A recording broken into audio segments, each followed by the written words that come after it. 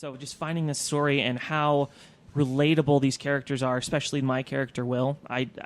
He is me. I honestly feel that. You haven't left Ashley. No, I mean, like, she was going to leave you. That's the thing. Exactly. Yeah, she's going to take the baby with Steina and just go. Because I'm just a schlubby little fuck up. Yeah. That's been your nickname here all the time. Exactly. Yeah. I just barely found out about it, but apparently it's been 6 years, so that's fantastic. Thank you, guys.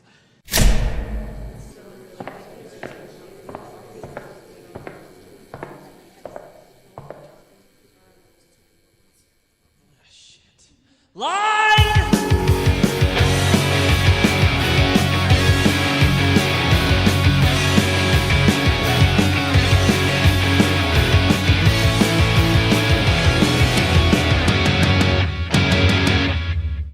Hey guys, what's going on? This is Michael, and welcome to the Midvale Main Street Theatre podcast. I am so excited to have this show finally up and running. You have no idea, but before we get into the meat of the episode today, I just kind of wanted to go over a couple news items with you guys first and kind of let you know what's going on with Midvale Main Street Theatre. All right, so first, the Midvale Main Street Theatre proudly presents Green Day's American Idiot. The two-time Tony Award-winning hit musical American Idiot, based on the Grammy Award-winning multi-platinum album, boldly takes the American musical where it's never gone before. The story, expanded from the concept album, centers on three disaffected young people, Johnny, Will, and Tunny. Johnny and Tunny flee a stifling suburban lifestyle and parental restrictions, while Will stays home to work on his relationship with his pregnant girlfriend, Heather. This high-octane show includes every single song from Green Day's album American Idiot, as well as several songs from its follow-up release, 21st Century Breakdown. I promise you guys you will know more than 75% of this music. It's incredible music. American Idiot runs July 12th through the 22nd, with Dark Nights Monday the 16th and Tuesday the 17th.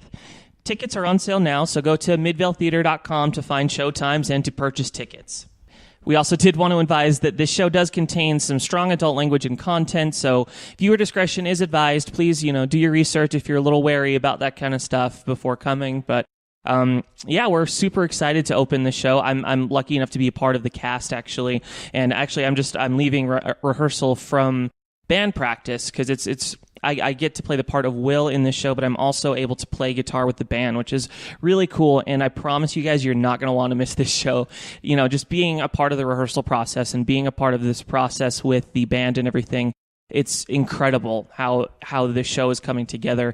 We're just starting to put lights up and hear the music, and it's going to be just insane. Like, the energy is through the roof.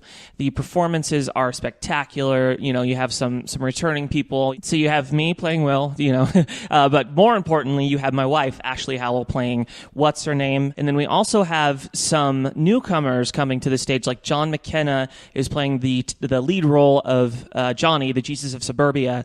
And we have Kelly Tanzi playing Tunny. We have Madeline Branley playing Extraordinary Girl. So we have, a great cast. Great cast. The band sounds awesome. You guys are definitely not going to want to miss this show.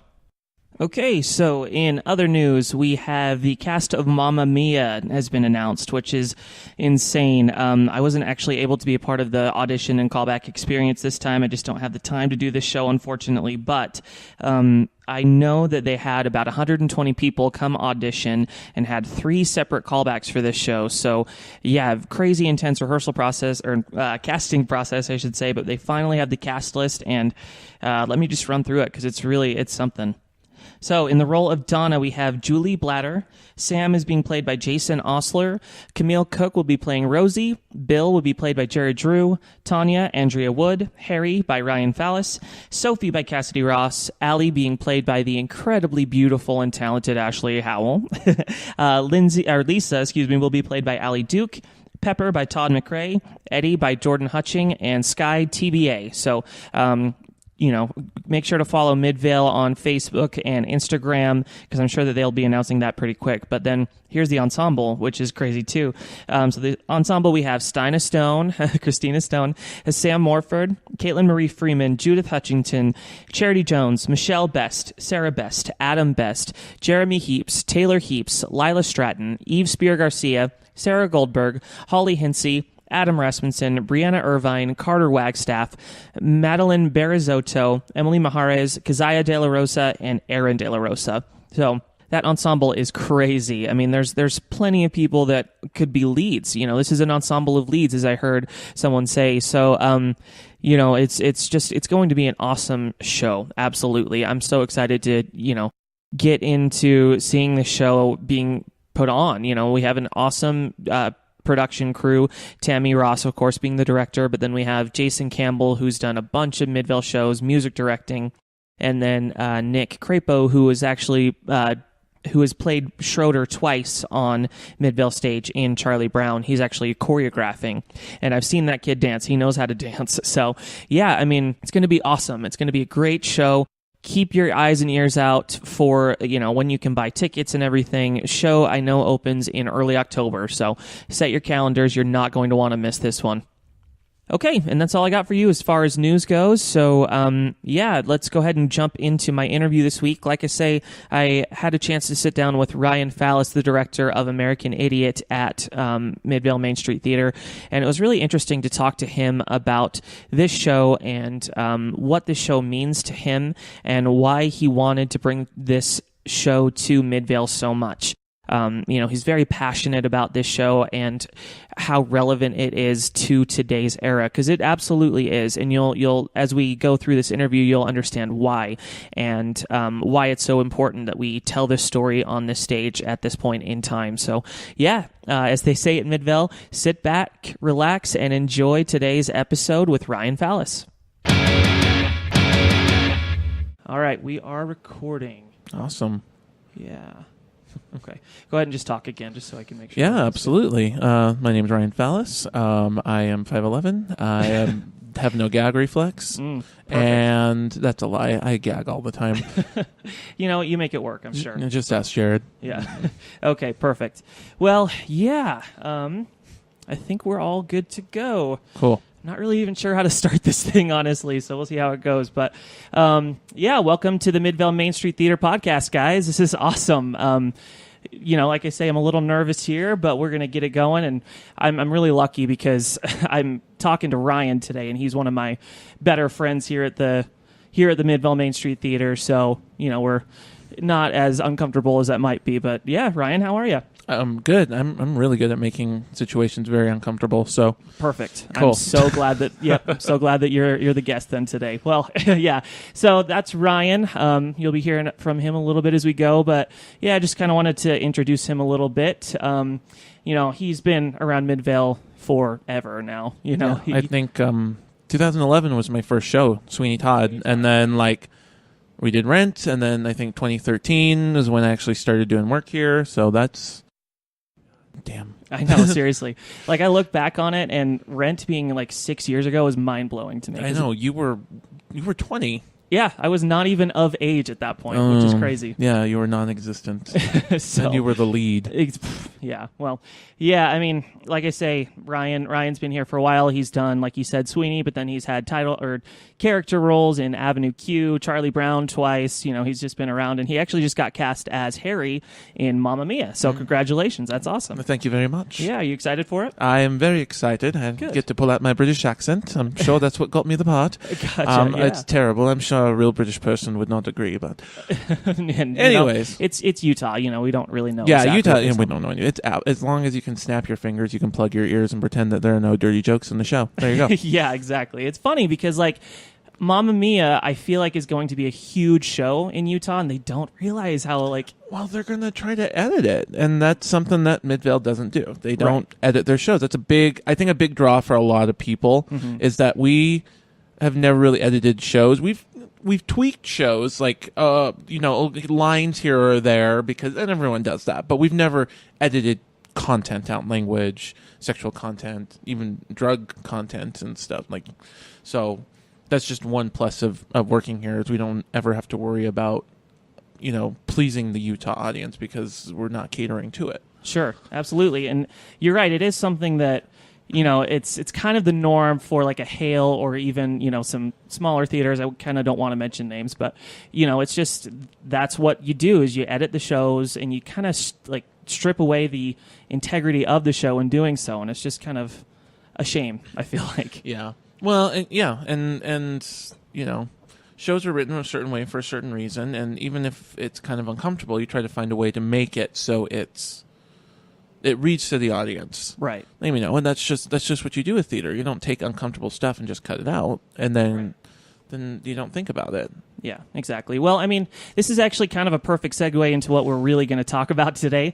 But before we get into that, I kind of just wanted to mention, I'm planning on doing a sit-down, kind of a longer conversation with Ryan about his career here at Midvale and quote unquote career. Exactly. Yeah, the career that we don't get paid for. But yeah. I'm planning on doing that at a later date, but we are really close to opening a show here called American Idiot, and that's kind of what I wanted to talk about. We'll kind of just go into it. American Idiot, music, of course, by Green Day, which is, incredible, really cool. But we also have book and lyrics by Billy Joe Armstrong and Michael Mayer. Music was, arranged by Tom Kitt of Next to Normal fame, is the big one there, but won 2 Tonys for scenic design and lighting design. So, kind of a really exciting show, and it's something that I know that, Ryan, you've been really excited to bring to the stage for a long time now. Could you kind of talk about that? Well, to be perfectly honest, I knew Green Day songs growing up, but I was never like a Green Day fan. And I felt like it wasn't until I actually saw American Idiot and then I started learning more about their music that I would, that's a Green Day song. I've heard that on the radio for years. So Some I knew, some I didn't, and I was oddly surprised. But it happened. I had a friend that loved Green Day, and as soon as a musical was announced, she was like on it, and she would tell me about it, and she got me into it, and then I saw the tour when it came through. I want to say like 2013 when the tour came through, and from that moment, I just was like, I have to do the show. Sure. I have to. I don't think I could ever be in it, but I want to direct it. Interesting. Okay. Well, yeah, I mean, there's a little bit to unpack there for sure. So you say that you didn't really know Green Day, just kind of on the radio, that kind of thing, but then when the album came out, were you listening to that the entire way through, or was it kind of like a cursory kind of interest in it, or? I think the story caught me first, and then the music. It's never like you listen to a whole album and you're like, I love all this music. One song catches you, and then you start listening to it again, and another song catches you, and before you know it, the whole album, you're listening on a repeat. Right. For months. Sure. Do you remember what that first song was that caught you? I'm pretty sure it was 21 Guns. Okay. 21 Guns, and that was kind of the single. Right, and that was huge. Yeah, and like when my friend played me the original album, everything kind of meshed together because it was my first time hearing it, and 21 Guns was one of those that kind of stood out in my brain. It's not obviously not on the original American Idiot album. It's from 21st Century Breakdown, but the Broadway version, it's just so sad and poignant and put together, and you don't need to know what's going on at that moment. You can just listen to it, and it wants to make you cry. Yeah. And from there, it kind of breached out, and I love rock musicals, and I didn't really get it until I started really listening to it, and then like suddenly the intensity of this punk rock music was calling to me. And I think I just never my thing, because in high school I wasn't part of the punk rock crowd. I was like a theater kid, and when you're a teenager, you think you have to act a certain way and hang out with certain friends and do this and do that. And now that I'm older, I'm like, it doesn't matter. I can listen to what I want, and I actually really like this stuff. Yeah, and that's what's really cool about this show for me as well, because growing up, I wasn't a musical theater kid. I was kind of the opposite of what you were talking about. And when American Idiot, the album, came out, and even 21st Century Breakdown, I was listening to it constantly. And I didn't really start getting into theater until after those came out, and I was, in high school doing those kind of shows. So it's a really cool cross-section between the punk side of it, but also the storytelling aspect of musical theater, because it's very much a musical theater, like, what is the word? Rock opera story. Yeah. Well, and like there are lots of jukebox musicals out there. There's Mamma Mia that just ABBA music, and the story's kind of thin, but the music's fun. And then they're all shook up with this Elvis music, and it's all set to Twelfth Night. And but the thing about that I think that sets American Idiot apart, it wasn't that they just decided to take a bunch of Green Day songs and make a jukebox musical. The original intent of American Idiot was a concept album. Like, really what it was is Billy Joe and the group were writing an album, and it was kind of off the tails of an album that wasn't very successful. And their studio got broken into, and all their music got taken, and all their recordings. So and crazy. instead of trying to re-record everything, they just said, fuck it, and they started over. And Billy Joe took it as a time to, instead of trying to be Green Day, he just decided, I'm gonna do something different. And he started writing these little vignettes of music, and they started weaving them together. So instead of big long songs, you get Jesus Suburbia, which is 5 or 6 different songs. It's a medley of different things in Homecoming, and those were all written as separate little things, and they strung them together. And when they started stringing them together, they realized they had not really a story but an idea.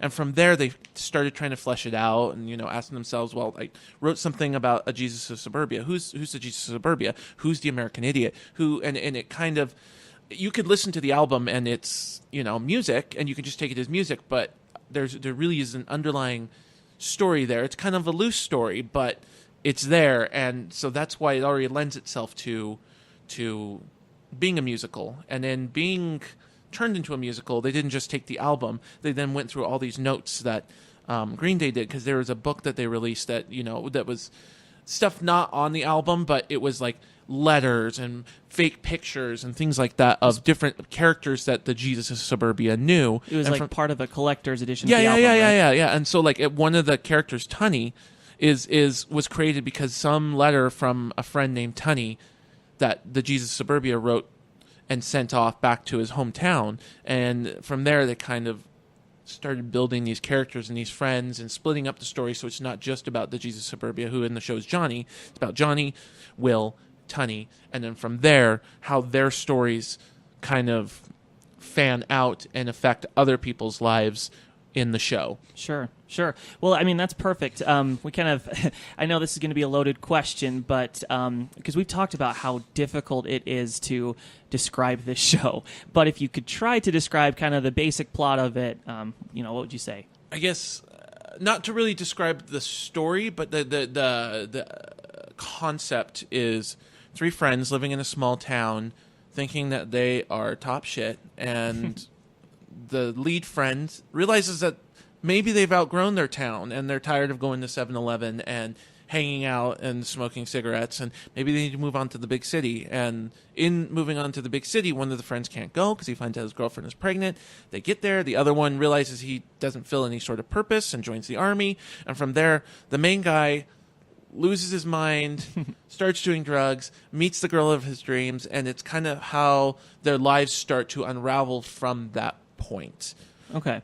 So very much a Utah show, you would say. Yeah. It's less about this narrative, and more about this how people can relate to it, feeling lost and feeling not knowing your place, and doing some very extreme things because you don't know what else to do, and they're not necessarily bad things, but a lot of people are too afraid to do these things and fall. And these are characters that are taking chances, and unfortunately they don't end so well. But sometimes you have to take a chance instead of just sitting in your armchair in Thistle, Utah, or whatever. Sure. Well, I mean, you talked about that, and I've heard you say this before. You very much connected to the story of it. It would kind of describe why that would be the case, because it's it's not necessarily a typical musical theater kid's experience, so. Well, in the time that the album was written, it was post 9/11, Bush era,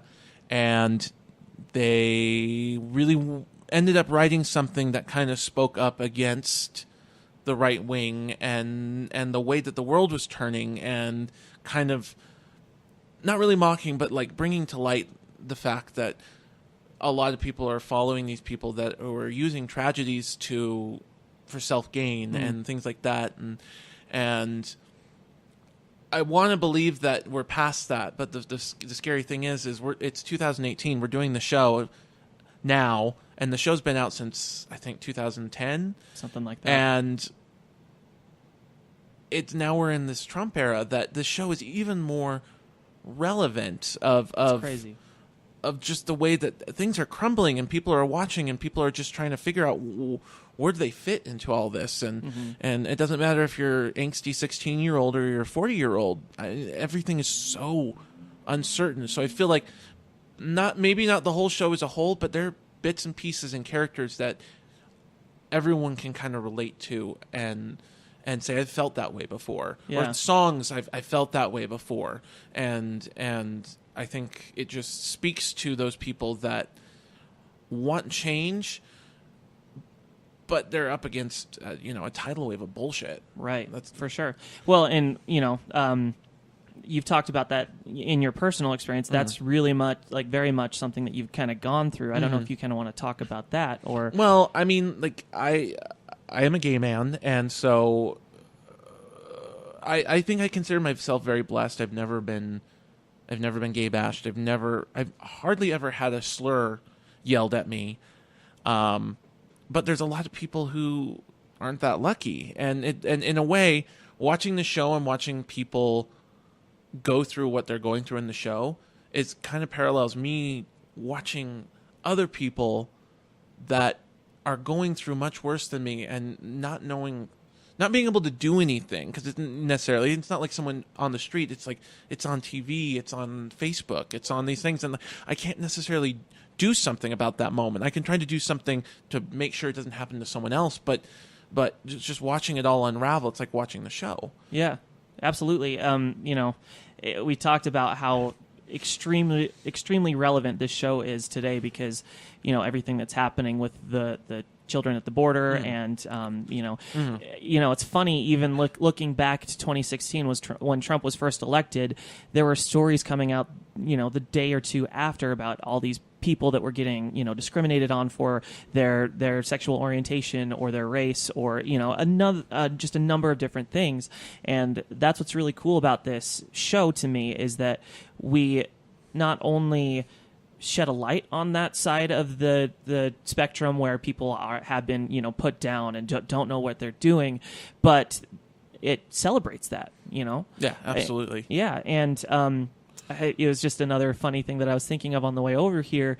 It was kind of a happenstance. I don't even know the right word, but we ended up having a female play the part of Tunny, which goes back to what you were talking about with being gay or anything else. And it's just kind of a cool parallel that we get to bring that to Utah and, have it mean as much today as it has, for the last 10 years. So it's really cool. I'm really excited to be a part of it for sure. But anyway, kind of getting away from that, I know that you've been trying to get this show on this stage for a long time now. Yeah, years. 5 years. Since I've known you, I think. Yeah. I think even before the rights were even available, it was still on tour. You're always like, hey, Tammy, MTI might be coming out with rights soon. Yeah, you should look into, Yeah. So what made her finally say yes? Because there's been so many shows like that, and I'm just like, we need to know the code to get the show on stage. I think it was just a perfect storm of situations that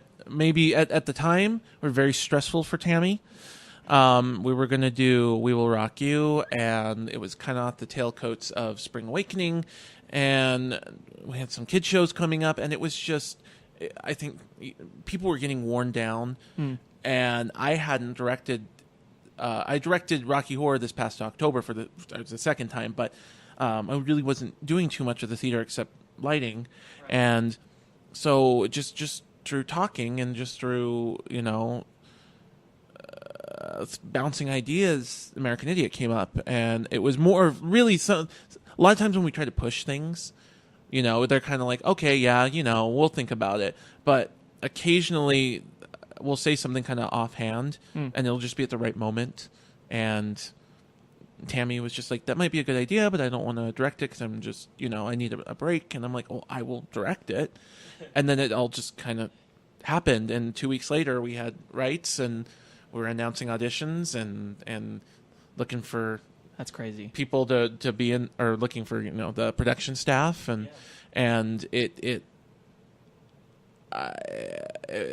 a weird thing to have it just suddenly come up, and it wasn't a planned thing, and then I suddenly had to step in. It just happened, and here we are 2 weeks from opening. Yeah, it's crazy. So it sounds like you didn't have a crazy amount of prep time going into the auditions and everything then. I think we had a month of prep time, which I think if I didn't know the show, I was being hired on to do a show that I'd never seen or worked on, I would have my work cut out for me. But Right. It's a show I've been wanting to do for a long time, so I had a good idea of what needed to get done and what I wanted to see. Gotcha. So you kind of had an idea of what you wanted and just kind of went for it from there. That's I'm sure really nice for sure. But yeah, perfect. Well, like I say, we're kind of getting to the point in this story, I guess, where you're looking at doing auditions, and I know that you had like a sign-up sheet and everything like that. This is a weird question. Again, you don't have to answer, but going into auditions, did you have like an idea of the look or any specific cast or anything like that? Or I think every director has an idea, whether real person they know or fantasy person who they would like in certain roles. But this is a show, I think, when you think about Green Day, you think of a certain type of look, more punk rock.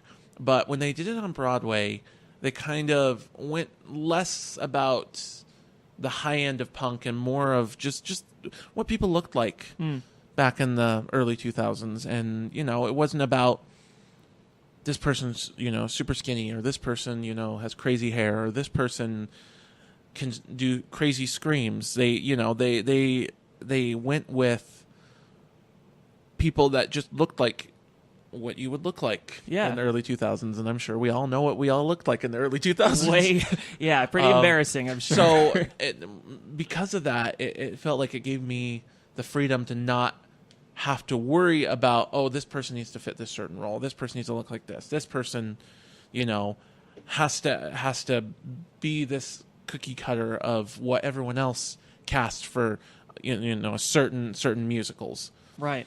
Well, and that comes across in even how you're directing the show. Even with costuming, you're like, hey, if you have like a graphic tee that you wore back in the day, bring it, and we'll you want to put a cross section of early 20-year-olds on stage, and I think that's awesome. Yeah. And I mean, again, it's an album from years and years ago, but it's very still relevant today. So it just makes sense that we draw from the time that the music was from, but we also draw from today, and we're mixing the two together. So it really has a sense of nostalgia, because it's oddly enough it's like Rent now. It's like a period piece. Yeah, where absolutely. Rent was 20 years ago, but this very thing, it was 20 years ago. Yeah. Well, yeah. I mean, 2010 doesn't seem crazy far away from me either. No, so you're right. Again, that was 8 years ago, and even then, the album came out way before then. Yeah, absolutely. And so it is a period piece, but it lends itself to also be part of today. So we're trying to blend the two worlds together so people can be nostalgic but relate to the time of now. Sure, that makes sense for sure. Is there anything as far as the auditions went or anything like that? Were there any kind of curveballs that you had, or did you kind of get the cast that you were looking for and wanted? I didn't get any curveballs. I think the only curveball was everyone said yes, and then we ended up losing a couple people, and one of them being Tunny, and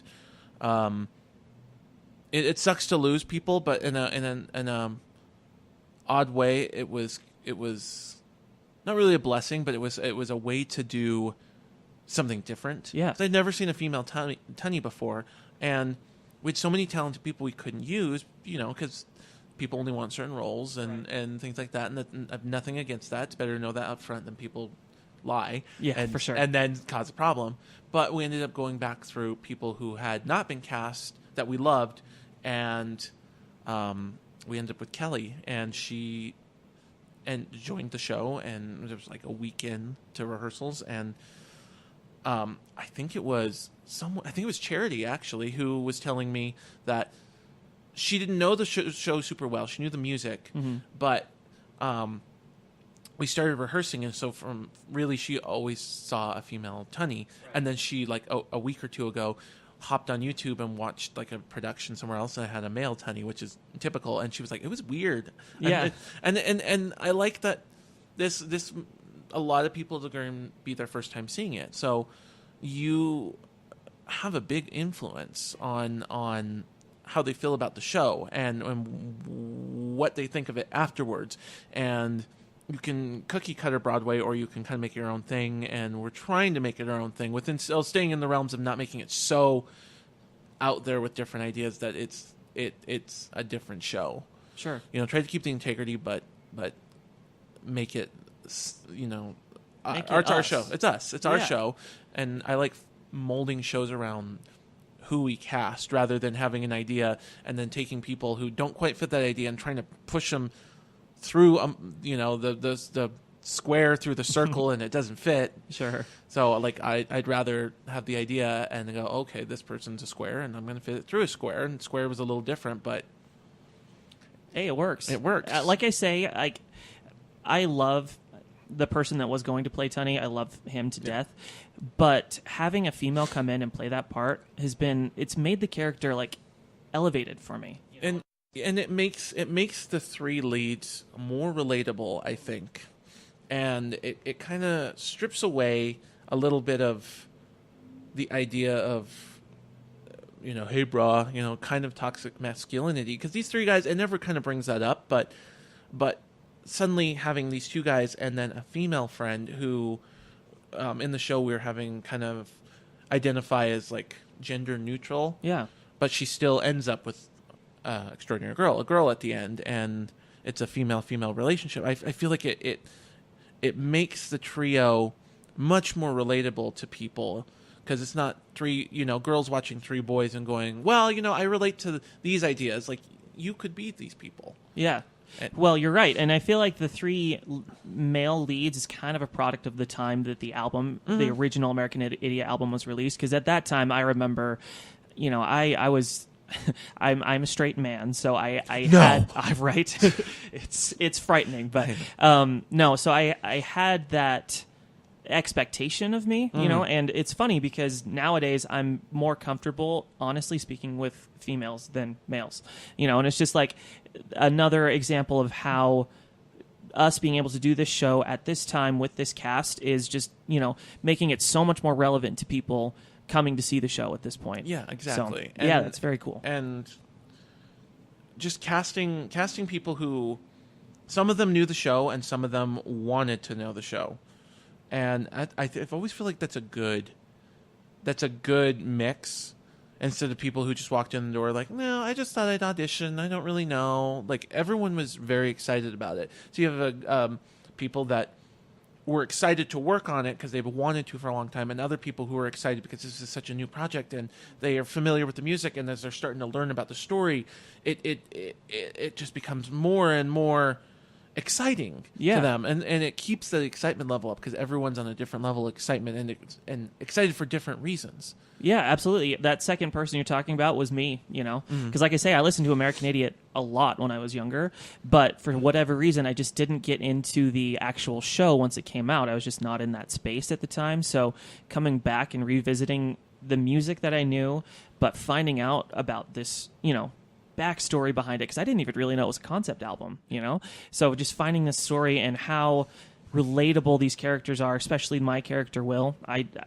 He is me. I honestly feel that. It's you haven't left Ashley. No, I mean, like, she was going to leave you. That's the thing. Exactly. Yeah, she's going to take the baby with Steina and just go. Because I'm just a schlubby little fuck up. Yeah. So, yeah. That's been your nickname here all the time. Exactly. Yeah. I just barely found out about it, but apparently it's been 6 years, so that's fantastic. Thank you guys. Anyway. Well, yeah, I mean, it's very cool. It's very awesome. I feel awesome, like amazingly blessed to be a part of it, because it's going to be awesome. This is the first time it's ever been produced in Utah, right? Besides, like, touring companies? No, actually. Okay. I think the first place to do it outside of the tour was U of U. Oh, okay.